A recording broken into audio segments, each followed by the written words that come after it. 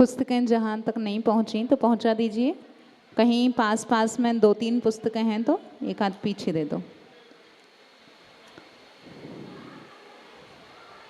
देवों की भी देवी रही जो 46 गुण के धारी, उत्तम गति वासवी के करता, मंगलकारी उपकारी, अति सुंदर तम निर्मल जिनका 1008 लक्षण, सुविके सुंदर मन हर जिनवर सदा नमन हो मम क्षण क्षण।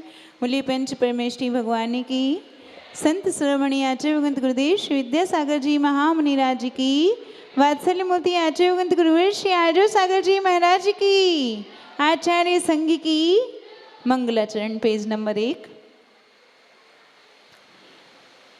प्रथम तीर्थ के करता प्रभु आदिनाथ को करूं नमन, 24 के अंतिम जिनवर महावीर है परम शरण। तीर्थंकर से उदित तीर्थ में है आगम अनुयोग प्रधान, जिससे पढ़ूं मैं भविक जनों को मिले मोक्ष पद शीघ्र महान। आगमन योग ग्रंथ में अध्याय 1 जो कि भोग भूमि कुलकनादि। कल हमने जाना था कि मंगलाचरण क्यों किया जाता, इष्ट देवता को नमस्कार सर्वप्रथम क्यों करते हैं, क्योंकि किसी भी कार्य की संपूर्णता बिना किसी बाधा के हो जाए, निर्विघ्नता पूर्वक कार्य हमारा संपन्न हो जाए, इसलिए हमने मंगलाचरण किया। और हमने ये प्रारंभ किया शास्त्र, तो हमने 6 बातों का ध्यान किया। कौन सी 6 बातें? कि इस ग्रंथ का नाम क्या है, इसके लिखने वाले मतलब कर्ता कौन है, निमित्त किस निमित्त से लिखा, हेतु क्या है कि भाई भव्य जीवों के कल्याण के निमित्त, और भी सप्तत्व आदि 6 द्रव्यों का चिंतन इसके हेतु यह शास्त्र लिखा गया। इसका परिमाण कितना है, मतलब इसका विस्तार कितना है, और इसकी और अन्य क्या क्या विशेषताएं हैं, ऐसी 6 बातों को ध्यान में रखकर हमने यह शास्त्र प्रारंभ किया। तो इसमें हम आगे पढ़ते हैं। प्रश्न क्रमांक 11 से पढ़ना है ना। प्रश्न क्रमांक 11 पेज नंबर 2। कल हमने जाना था आगम मतलब जिनवाणी क्या है। अब जिनवाणी को कहने वाले कैसे होना चाहिए। कोई भी अगर शास्त्र लिख दे, कोई बच्चा लिखे तो कोई महत्व नहीं, उससे बड़े लोग लिखें तो भी कोई महत्व नहीं, कोई आरिका लिखें तो कम महत्व, मुनि लिखें उससे थोड़ा ज़्यादा महत्व, आचार्य लिखें तो बहुत ज़्यादा महत्व होता है। तो ऐसे वे जो जिनवाणी को कहते हैं, ऐसे वीतराग देव शास्त्र गुरु होते हैं। तो वे कैसे होना चाहिए, किन गुणों से संपन्न होना चाहिए। तो कहते हैं वक्ता किसे कहते हैं। उत्तर है धर्म के उपदेष्टा को वक्ता कहते हैं। जो धर्म का उपदेश देता है, ऐसे वे जो धर्म के उपदेश देने वाले नायक होते हैं वे वक्ता होते हैं। धर्मोपदेष्टा कितने प्रकार के होते हैं। तो धर्मोपदेष्टा 3 प्रकार के होते हैं।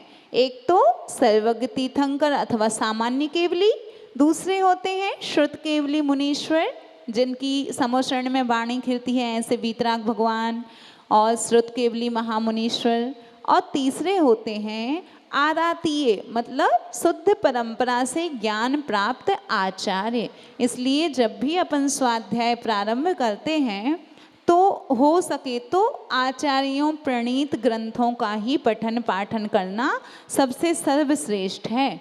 क्योंकि जो एकदम निर्ग्रंथ मुनिवरों के नायक हैं, जिन्होंने पूरा राग द्वेष आदि आदि तो छोड़ा ही है, लेकिन वे मुनिराजों को भी उपदेश देने वाले हैं। ऐसे महान आचार्य के लिखा हुआ शास्त्र बहुत महत्व रखता है।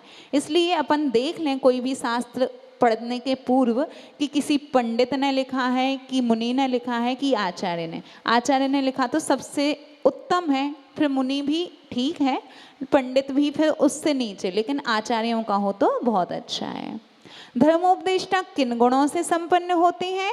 तो जो प्राज्ञ हैं, मतलब समस्त शास्त्रों के रहस्य को जानने वाले हैं, लोक व्यवहार से परिचित हैं, कुशील या धन आदि समस्त आशाओं से रहित हैं। धर्मोपदेष्टा वे हैं ऐसे महान आचार्य, उनको गुणों को हम पढ़ रहे हैं। कैसे हैं वे?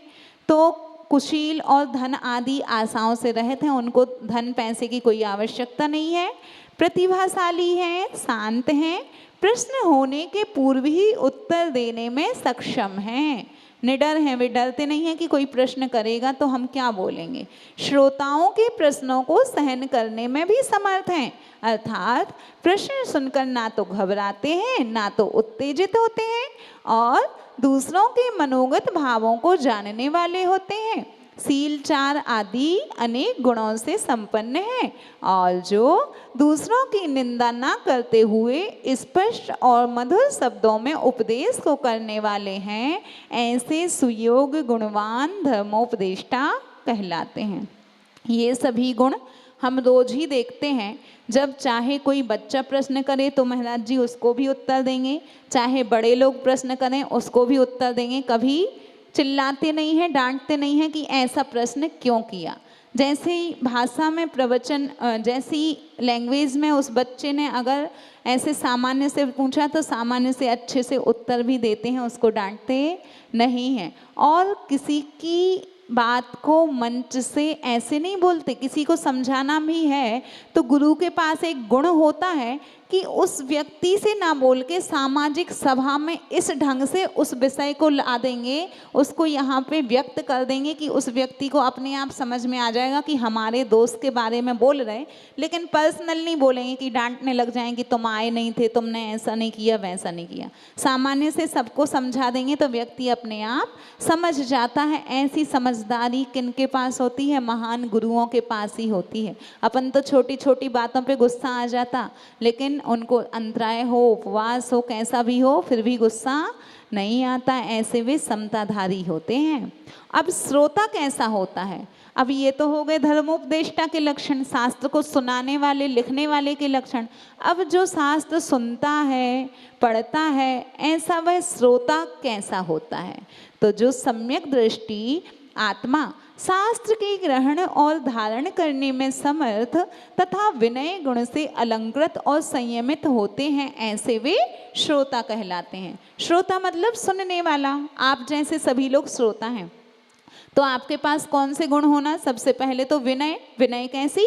कि जैसे शास्त्र रखे तो आप नाभि से ऊपर रखे हो। अगर कोई गुरु आते हैं, आप लोग पहले से बैठे, गुरु आते तो आप लोग खड़े होते हो, जब तक वो ना बैठ जाएं तब तक आप भी नहीं बैठते। तो ये सब गुण हैं आपके पास। जब वे उनका जयकारा लगाते, उनको नमोस्तु करते, कोई व्रति पढ़ाते तो जय जैन वंदना जो भी किया जाता है ये सब करते, तो ये सब विनय के गुण हैं। इससे अलंकृत होना और सम्यक दृष्टि होना। सम्यक दृष्टि तो वही होता है जो अन्य देवी देवताओं को नहीं मानता। आप कहोगे, एक प्रश्न रहता है आप लोग में कि जो अन्य देवी देवता होते हैं उनको क्या जयजनैंद कर सकते हैं?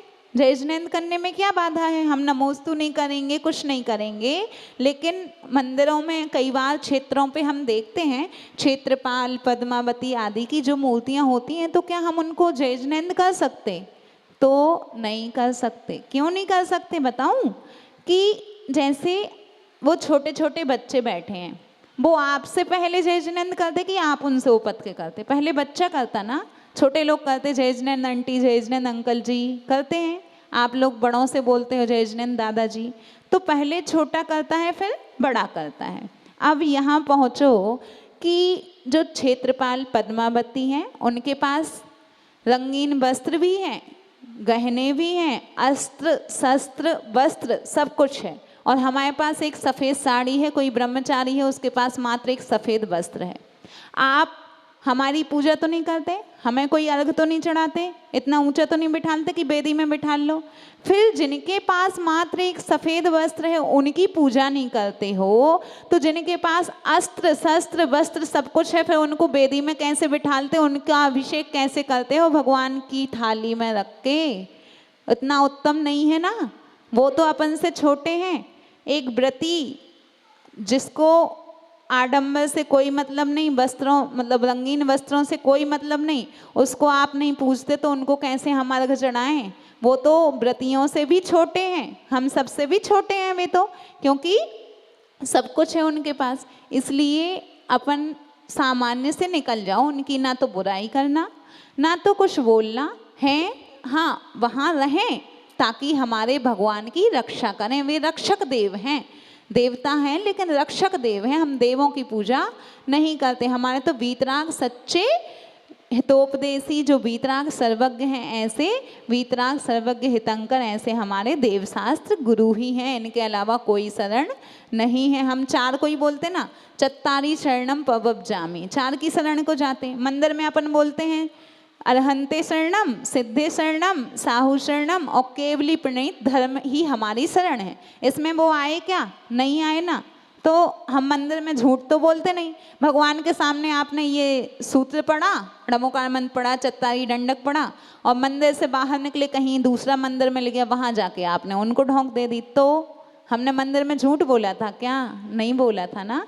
तो अपन संभल के रहें, यही है सच्चा सम्यक दर्शन। अगर ये धारण कर लिया तो सबको एक प्रश्न होता है कि हम अगले भाव में कहाँ जाएंगे?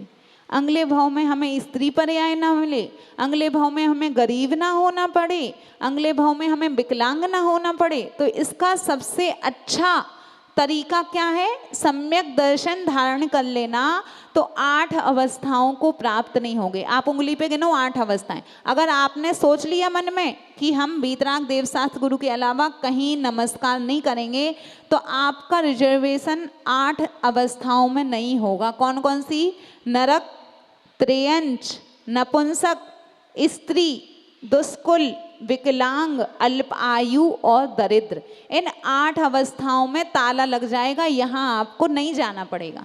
बहुत घबराते, स्त्री पर्याय ना मिले मंदिर छूट जाता, बहुत घबराते हो कहीं गरीब ना होना पड़े, कहीं हमें नरक में ना जाना पड़े। तो इतना सुंदर सा एक ही उपाय है कि सम्यक दर्शन ग्रहण कर लेना, तो इन 8 दुर्गतियों से बच जाओगे। नरक, त्रेयंच, नपुंसक, स्त्री, दुष्कुल, दुष्कुल मतलब नीच कुल, छोटा परिवार, दुष्कुल, विकलांग, विकलांग नहीं होगे, अल्पायु कि बस जन्म हुआ और मर गए, और दरिद्र मतलब गरीब। इन 8 अवस्थाओं में पक्के रूप से ताला लग जाएगा। किससे? मात्र एक सम्यक दर्शन ग्रहण करने से।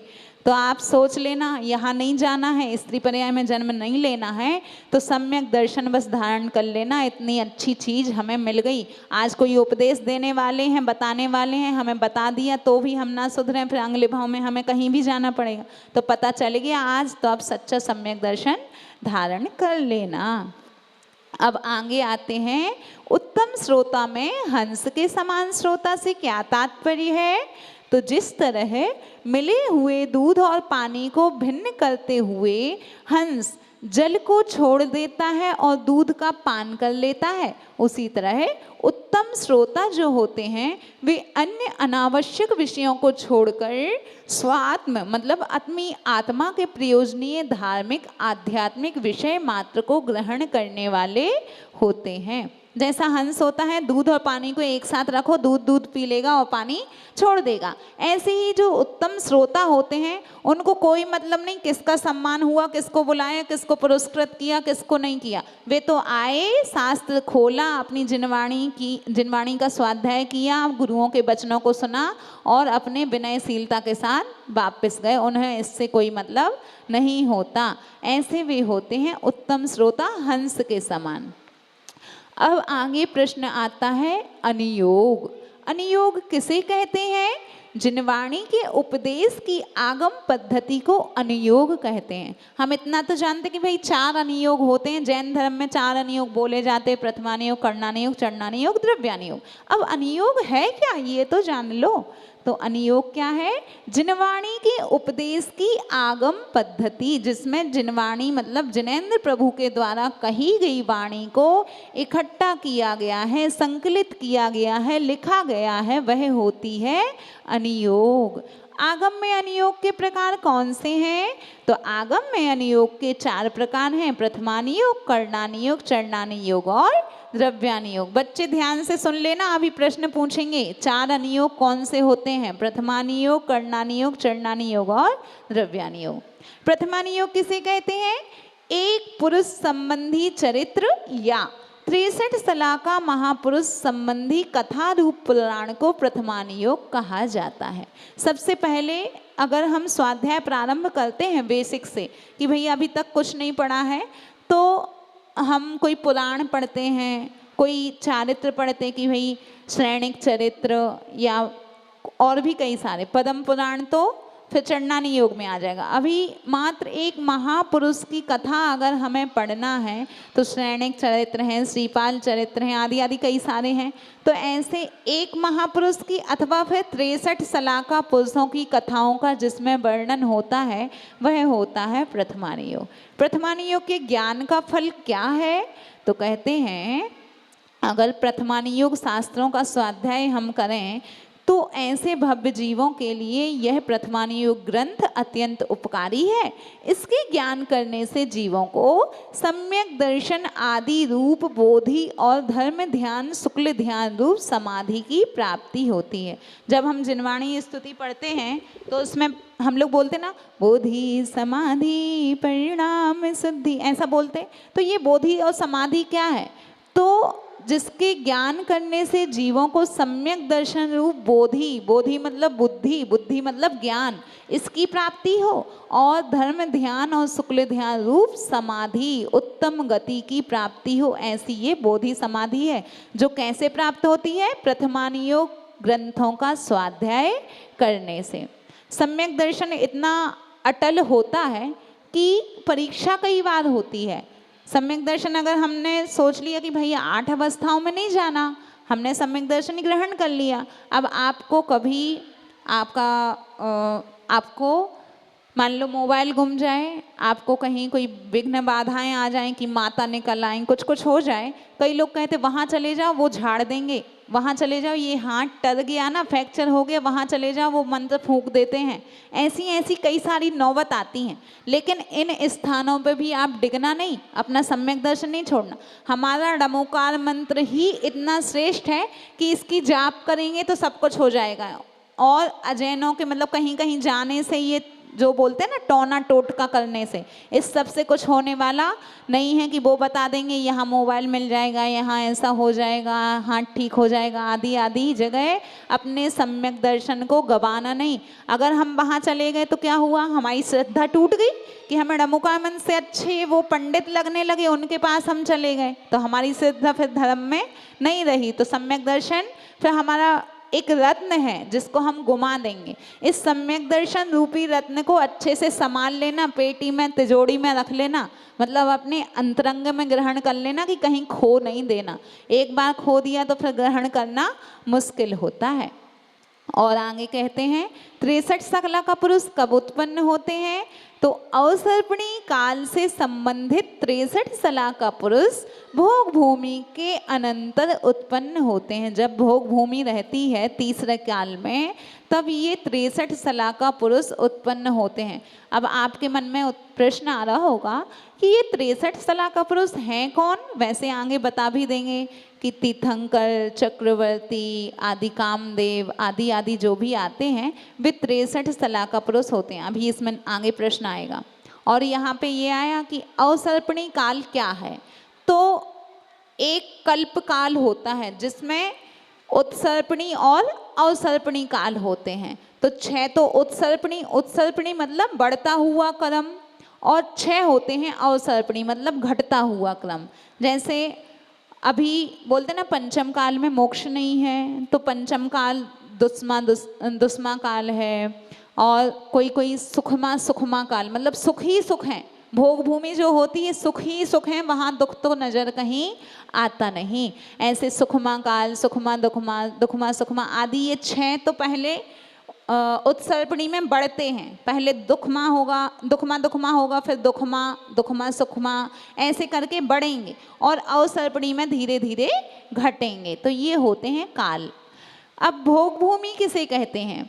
जहाँ पे उत्कृष्ट ज्योतिर्मय 10 प्रकार के कल्प वृक्ष होते हैं। उन कल्प वृक्षों से ही मनुष्यों की उपजीविका रूप जीवन शैली चलती है।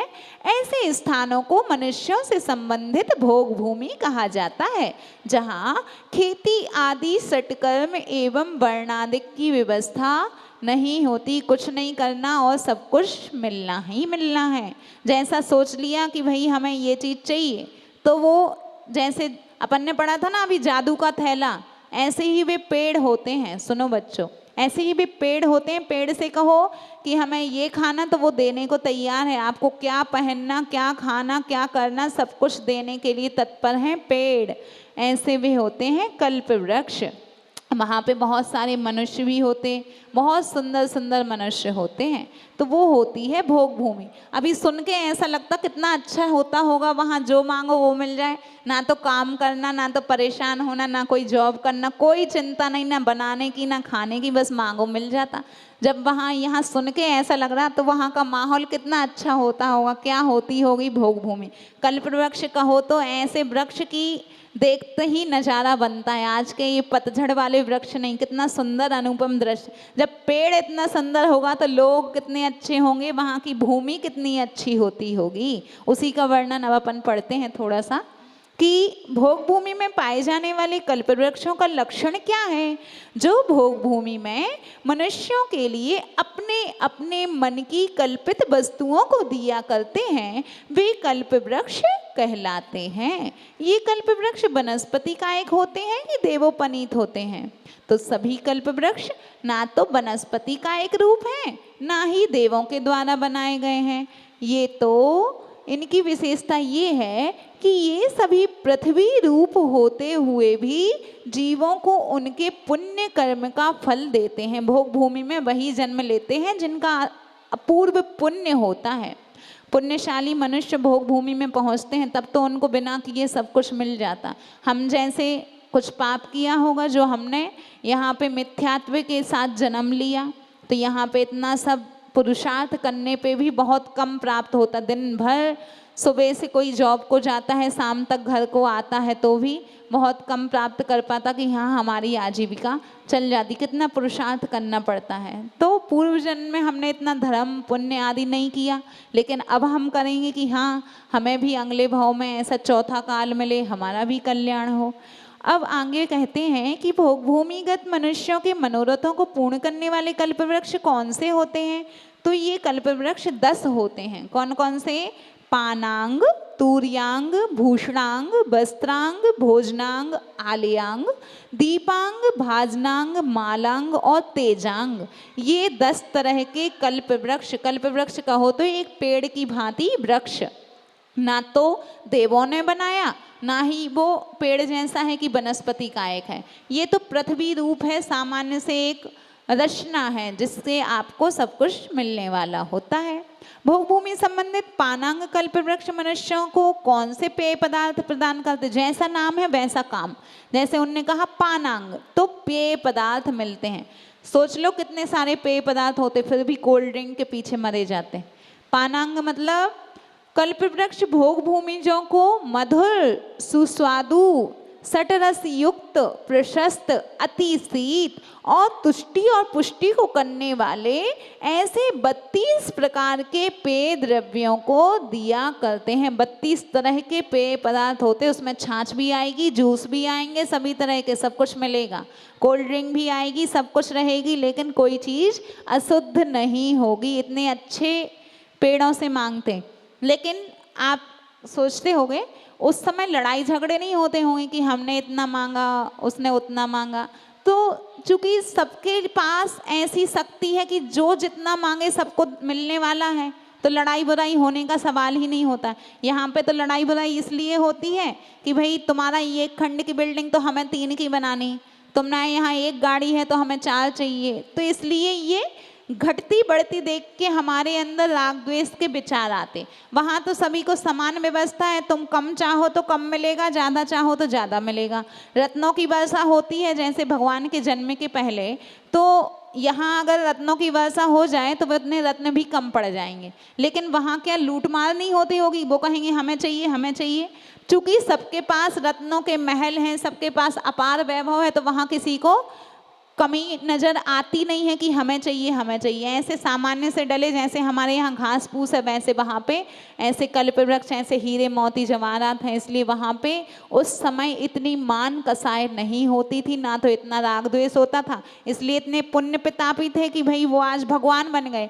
लेकिन यहाँ राग द्वेष के कारण, मोह के कारण यहाँ पे लोगों को उनकी मन की कमी है उसके लिए कोई दूर नहीं कर सकते तो वे हमारे वीतराग भगवान ही हैं कि उनके पास आते हैं तभी हमें शांति मिलती। घर पे तो शांति मिलने वाली नहीं है। इतना अगर कोई एक छोटी चीज़ आई, बच्चे के अंदर वही स्वभाव आ जाता है। बचपन में बच्चा जब जन्म लेता है उसके बाद उसको वही शुरू हो जाता कि एक खिलौना है हमारे पास, हमारे दोस्त के पास 2 हैं, हमें चाहिए।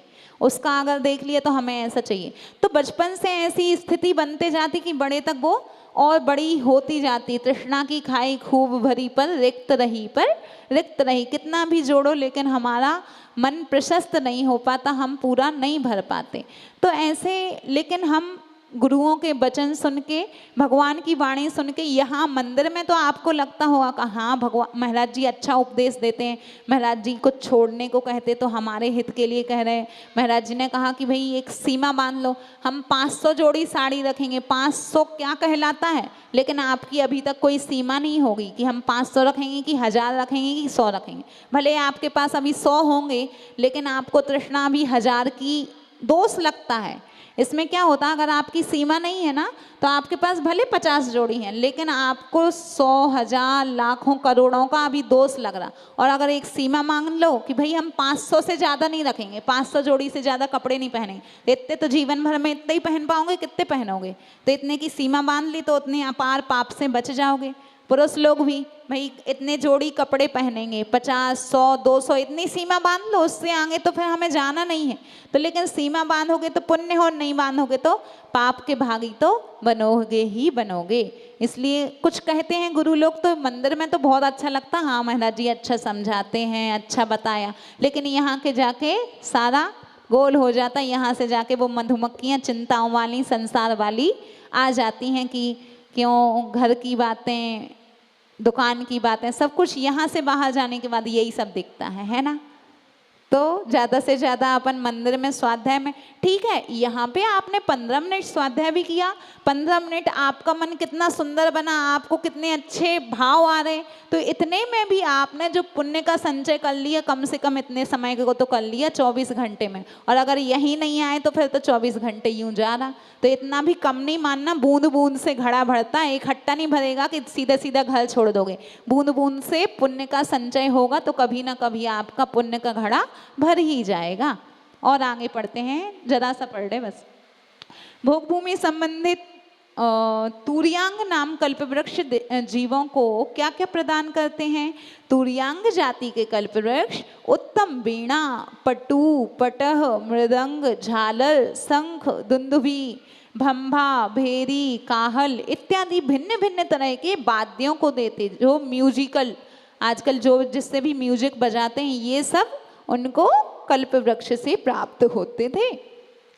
भोग भूमि में भूषणांग जाति के कल्प वृक्ष मनुष्यों को क्या देते हैं, तो भोग भूमि में भूषणांग जाति के कल्प वृक्ष कंकण, कटिसूत्र, हार, केऊर, मंजीर, कटक, कुंडल, क्रीट, मुकुट मतलब सजने धजने का सामान, ऐसे उत्तम उत्तम आभूषण कल्प वृक्षों से मिल जाते। वस्त्रांग नामक कल्प वृक्ष कैसे कैसे वस्त्रों को फलते हैं। भोग भूमिज वस्त्रांग नामक कल्प वृक्ष प्रतिदिन उत्तम क्षौम वस्त्र तथा अन्य मन और नयनों को आनंदित करने वाले नाना प्रकार के वस्त्र आदि देते हैं। सारी वैरायटी होती, लहंगा भी होता, उसमें सब कुछ होता है, कोई कमी नहीं, जीन्स टॉप सब कुछ मिलेगा। लेकिन उस समय जैसा पहनावा था उस तरह के सारे उनको वस्त्रों की प्राप्ति होती थी। और आगे कहते हैं, भोग भूमिज भोजनांग नामक कल्प वृक्ष मनुष्यों के लिए कौन कौन से स्वादिष्ट मधुर भोज्य फलते हैं। तो भोग भूमि में भोजनांग नामक कल्प वृक्ष 16 प्रकार का आहार, 16 प्रकार के व्यंजन, बहुत अच्छे अच्छे आइटम, 14 प्रकार के सूप मतलब दाल आदि, 108 प्रकार के खाद्य पदार्थ और 363 प्रकार के स्वाद्य पदार्थ और 63 प्रकार के स्वादिष्ट रस दिया करते हैं। अब कुछ कमी रह गई 56 भोगों में? कोई कमी नहीं रह गई। आपको खाद्य, स्वाद, लेय और पेय चारों तरह के आहार मिल गए। भोग भूमि में आलियांग नामक कल्पवृक्ष जीवों को क्या देते हैं? भोग भूमि में आलियांग नामक कल्पवृक्ष स्वस्तिक और नद्यावर्त नामक 16 प्रकार के रमणीय दिव्य भवन प्रदान किया करते हैं। रहने का स्थान भी दे देते हैं। कोई बिल्डिंग तैयार नहीं कराना, कोई पैसा तो कमा नहीं रहे, बिल्डिंग का ऐसे तैयार कराएं तो जो चाहिए वही मिलने वाला। हर रोज नया नया घर मंगाओ, नया नया मिलेगा, लेकिन कोई अपव्यय भी नहीं करता। ऐसी उनकी बुद्धि नहीं जाती कि हमें इतने सारे चाहिए, आज चाहिए मंगाया छुट्टी। उनको कोई लालच नहीं है, कोई उनको लोभ नहीं है। और भोग भूमि में दीपांग नामक कल्पवृक्ष क्या देते हैं? भोग भूमि में दीपांग नामक कल्पवृक्ष भवनों में शाखा, प्रबाल मतलब नवजात पत्र, फल, फूल, अंकुर आदि के द्वारा जलते हुए दीपकों के समान दिव्य ज्योतिर्मय प्रकाश भी देते हैं। भवन तो मिल गया, खाली 4 दीवार मिल जाए तो कुछ होगा क्या? उसकी सजावट के लिए पेड़ पौधे भी चाहिए, उसके लिए हमें लाइट भी चाहिए। तो सब कुछ किससे मिलेगा? दीपांग नामक कल्पवृक्ष। दीप मतलब ज्योति। और भाजनांग नामक कल्पवृक्ष क्या देते हैं? भोग भूमि के जीवों के लिए भाजनांग जाति के कल्पवृक्ष मनुष्यों के लिए स्वर्ण और बहुत से रत्नों से निर्मित धवल झारी, कलश, गागर, चावल आदि आसनादिक भी प्रदान करते हैं। सारे सिंहासन से लेके भगवान की पूजन करने के लिए कलश, गागर, चावल आदि सब कुछ, वो भी कैसा? रत्नों से निर्मित। बिना मंगाए कितना अच्छा अच्छा मिल रहा, और आज यहाँ मंगाए भी हमें कुछ नहीं मिलने वाला, किसी से कोई याचना नहीं कर सकते। भोग भूमि में मालांग जाति के कल्पवृक्ष क्या देते हैं? भोग भूमि में मालांग जाति के कल्पवृक्ष जीवों के लिए बल्ली, तरु, गुच्छ और लताओं से उत्पन्न होने वाले 16,000 भेद रूप पुष्पों की विविध मालाओं को अर्पण करते हैं। भोग भूमि में तेजांग नामक कल्पवृक्ष क्या देते हैं? तो भोग भूमि में तेजांग नामक कल्पवृक्ष मनुष्यों के लिए मध्य दिन के करोड़ों सूर्यों की किरणों के समान होते हुए नक्षत्र, चंद्र और सूर्य आदि की कांति को हरते हैं। इतना उत्तम प्रकाश देते हैं कि दिन में इतना तपता हुआ सूर्य जितना तेज प्रकाश देता है, उससे भी अधिक तेज ऐसे नक्षत्र, चंद्र और सूर्य की कांति को हरने वाले ऐसे उत्तम पदार्थ देते हैं। बोलिए महावीर भगवान की। पहला प्रश्न है, ध्यान से सुनेंगे, पुस्तकें रख दीजिए। पहला प्रश्न है,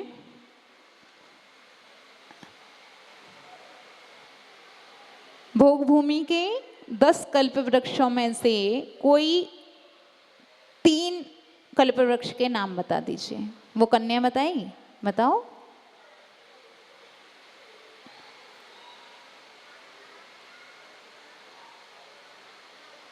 पानांग, तूर्यांग और मालांग। बहुत बढ़िया, कितने ध्यान से उसने सुना, बहुत अच्छा। बच्चों को भी लाएं, उनको भी संस्कार पढ़ेंगे। 2 पुरस्कार कौन दे रहा? आ जाओ, कोई भी आ जाओ, आप लोग आ जाओ कोई। बहुत अच्छा, ध्यान रखना, आगे भी काम आएंगे।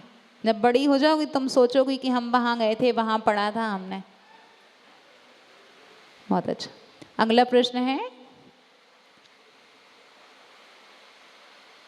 आगम नियोग ग्रंथ की पुस्तकें बंद कर दो पहले। आगम नियोग ग्रंथ के मंगलाचरण में हमने किनको नमस्कार किया?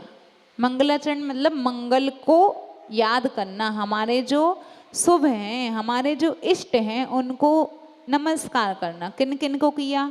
2-3 लोगों को किया है, एक को बस नहीं। कौन से भगवान?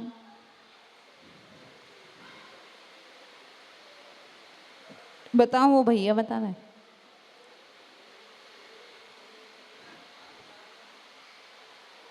और अंतिम महावीर। सबसे पहले तो हम बोलते हैं ना, प्रथम तीर्थ के कर्ता जिनवर आदिनाथ को करूं नमन, 24 के अंतिम जिनवर महावीर की गहूं शरण। ऐसे तो पहले तो आदिनाथ को भी किया, महावीर को भी किया, और अंत में 24 तीर्थंकरों को भी नमस्कार किया गया है। इसलिए मंगलाचरण अच्छे ध्यान पूर्वक पढ़ना चाहिए। यही तो सबसे प्रमुख है कि इसमें क्या है। और अगला प्रश्न है, आचार्य श्री ज्ञान सागर जी महाराज जी के द्वारा आचार्य पद किनको कहाँ दिया गया था? आचार्य श्री ज्ञान सागर जी महाराज जी के द्वारा आचार्य पद किनके लिए और किस स्थान पर दिया गया था? नहीं पता? बताइए कहाँ पे? बताओ, पीछे बताएंगे पूरा। ये बच्चा बता रहा, बताओ। नहीं, जयपुर नहीं, उसके आसपास पहुंचो। ये बता रही, वो बता रही कन्या। रुको, बच्ची को बताने दो। चलो कोई नहीं, पूछना नहीं है। कहाँ पे? जिस पे आ रहा है वही क्यों नहीं बता दे रहा? उनको शर्म लग रही क्या? बताओ बहुत अच्छे से, पूरा वाक्य सहित बताओ, जोर से। आचार्य श्री विद्यासागर जी महाराज जी को ज्ञान सागर जी के द्वारा नसीराबाद में आचार्य पद दिया था। नसीराबाद राजस्थान। दे दो पुरस्कार। और कब दिया गया था? तो 22 नवंबर 68 में तो मुनि दीक्षा हुई थी, और 72 में उनको आचार्य पद मिला था। 22 नवंबर 1972 को। बहुत अच्छा। और अगला प्रश्न है,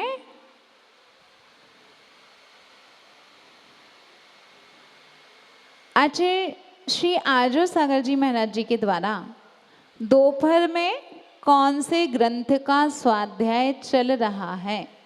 दोपहर में चलता ना, प्रतिदिन 3 बजे एक ग्रंथ का स्वाध्याय होता है, जिसमें लोग भी आते हैं। इतने सारे मोबाइल तो बहुत चलाते हैं, उस पर इतने बैनर आते, वो नहीं देखते क्या आप लोग? बताइए, यहाँ बता दें। कार्तिकेय अनुप्रेक्षा, स्वामी कार्तिकेय के द्वारा रचित 12 भावनाओं का जिसमें वर्णन है, ऐसी कार्तिकेय अनुप्रेक्षा का स्वाध्याय। दे दो, फिर हमारा समय हो जाएगा। और अगला प्रश्न है, सुनिए ध्यान से। आपके मंदिर जी में, कोई बताएगा नहीं आपस में, है ना? आपके मंदिर में कितनी वेदियां हैं और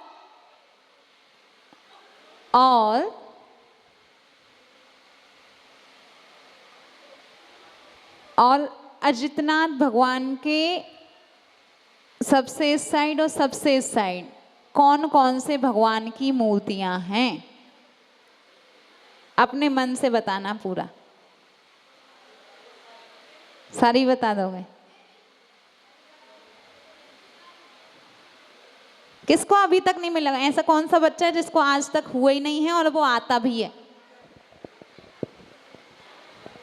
जिनको इतने दिन में हुआ ही नहीं है और आते भी हैं प्रतिदिन, वो कन्या बताएगी क्या?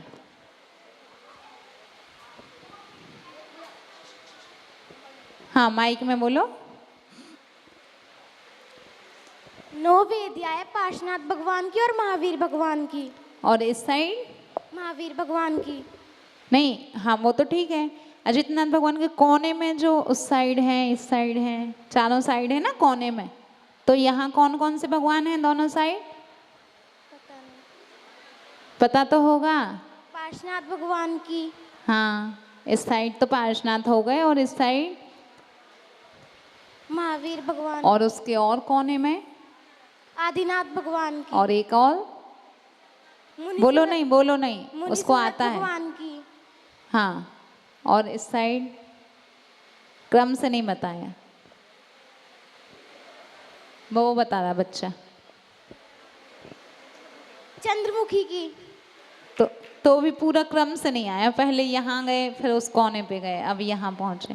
9 कन्याएं, हाँ अजितनाथ भगवान के पार्श्वनाथ, हाँ। और पार्श्वनाथ के बराबर में चंद्र प्रभु भगवान और मुनीश्वरत बहुत भगवान, अच्छा। और इधर वाले महावीर भगवान, और भी उसके बाद आदिनाथ भगवान और महावीर भगवान। बहुत सुंदर।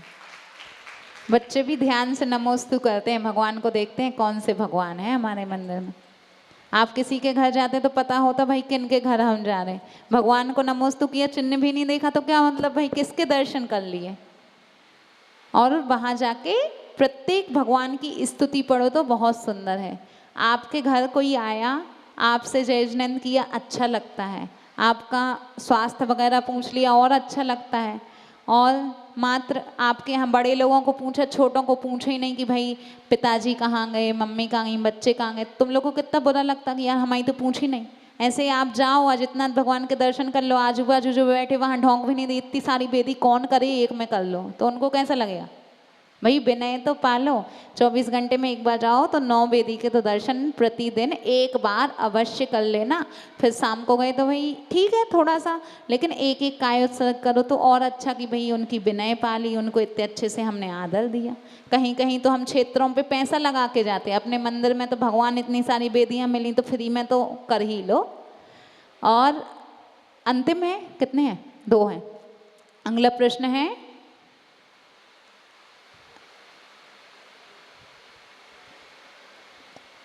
आचार्य श्री आर्जो सागर जी महाराज जी के सानिध्य में अभी कल परसों में कौन सा कार्यक्रम कहाँ पर होना है, कौन सा प्रोग्राम है, कहाँ पर होना है। बता रही हूँ कन्या, बता, खड़े होकर बताना पड़ेगा। 19 तारीख को पार्श विहार में क्या होना है। हाँ पूछो नहीं। लड्डू चढ़ाना। किन का निर्वाण महोत्सव है, कौन से भगवान का। पार्श्वनाथ भगवान का मोक्ष कल्याणक महोत्सव आयोजित किया गया, इसलिए लाडू चढ़ाना है। बहुत अच्छा, निर्वाण लाडू महोत्सव। चलो, और अंतिम प्रश्न है, ऐसे तीर्थंकर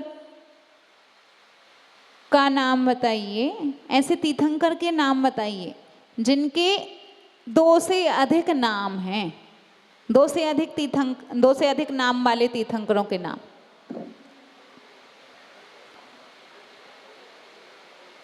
कौन कौन से भगवान है ना, बताना पड़ेगा। किनका नहीं हुआ अभी तक, ईमानदारी से बता दो। नहीं हुआ उसका अभी तक। जिस बच्चे का हुआ नहीं है,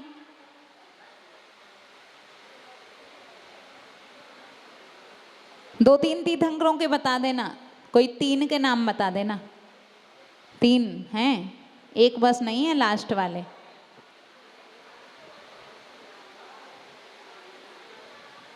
बताओ, पहले वो छोटी वाली बता दे, उस पे बनना कि नहीं। चलो, बताना नहीं है, बताओ। महावीर भगवान, और पता है क्या। अब नहीं, अब बैठ जाओ, बैठ जाओ। वो कन्या बताएगी जो उसे बोलना है, यहाँ तक सुनाई दे जाए। चलो माइक ले लो। ये होता कॉन्फिडेंस, नहीं तो वो खड़ी रहती कि पापा बता देंगे, बता देंगे, बता देंगे। आदित्यनाथ भगवान, पुष्पदंत भगवान, महावीर भगवान। आदिनाथ, पुष्पदंत, महावीर, और एक और आप लोग को पता नहीं होगा, अनंतनाथ भगवान के 2 नाम हैं। किसी को पता है दूसरा नाम? इसका तो सही है, दे दो उसको, तो दे दो। एक जानकारी के लिए बता दें, अनंतनाथ भगवान के 2 नाम हैं। महावीर भगवान के 5 जानते हो, आदिनाथ के भी 2-3 जानते ही हो, ऋषभनाथ, वृषभदेव आदि आदि, और पुष्पदंतनाथ भगवान का भी सुविधिनाथ। लेकिन अनंतनाथ भगवान का प्रचलन में नहीं है, ये जीवन संस्कार में लिखा है, स्वयंभू स्त्रोत में आता है। सहसैन्य, सहसैन्य उनका दूसरा नाम है अनंतनाथ भगवान का, ध्यान रखना। सहसैन्य, सिंह सैन्य, ऐसा इनका नाम है। हाँ, सिंह सैन्य, हाँ, शेर वाला सिंह और सैन्य, सिंह सैन्य। बोलिए अनंतनाथ भगवान की। जवानी के ज्ञान से सुझे लोकालोक, सोवाणी मस्तक नमो सदा देत हूँ लोग। हे जिनवाणी भारती तो जपू दिन रैन, जो तेरी शरणा गए सो पावे सुख चैन। देव जुए हंत को गुरु सेवा निर्ग्रंथ, दया धर्म पालो सदा यही मोक्ष का पंथ। 9वां मुक्का मंत्र।